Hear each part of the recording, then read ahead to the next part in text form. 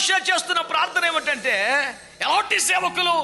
ఒక మంచి తండ్రి లాంటి సేవకులు కావాలి. మీరు గుండె మీద చేయబెట్టుకొని చెప్పండి, ప్రసంగికులందరూ మంచి తండ్రులేనా? ఒకవేళ ఒక మంచి తండ్రి గొప్ప ప్రసంగికుడు కాలేకపోవచ్చు. గట్టిగా 10 నిమిషాలు వాక్యము మాటలాడలేని ఎందరో కనులైన దైవజనులు తమ చేతికి అప్పగించబడ్డ ఆత్మలో మహిమగల రాకడకు పెళ్లి కుమార్తెగా సిద్ధపరుస్తున్న అభిషేకాన్ని కలిగి ఉంటాం. నేను కళ్ళారా చూశాను. వాళ్ళు గట్టిగా అరగంటసేపు వాక్యం చెప్పలేరు, సరిగ్గా ఏ సంక్లిష్టమైన ప్రశ్నకు జవాబులు చెప్పలేరు. వారు ప్రభు సన్నిధిలో మోకాళ్ళ మీద ప్రసవేదంతో కన్నబిడ్డలే. ఆ సంఘం అంతా వాళ్ళు ఎత్తుకొచ్చిన వాళ్ళు కాదు. ఇదే సమయంలో అత్యద్భుతంగా అనర్గళంగా మాట్లాడిన, కాలికేస్తే మేలికేస్తే ఎన్ని తిక్క ప్రశ్నలు వేసినా అద్భుతంగా జవాబు చెప్పగలిగిన వాళ్ళు ఒక మంచి తండ్రిగా లేకపోవడాన్ని చూసి, అందుచేత ఈ ఉదయకాలం మనందరి ప్రార్థన, దైవ సేవకులు ఒక మంచి తండ్రి లాంటి సేవకులు కావాలి.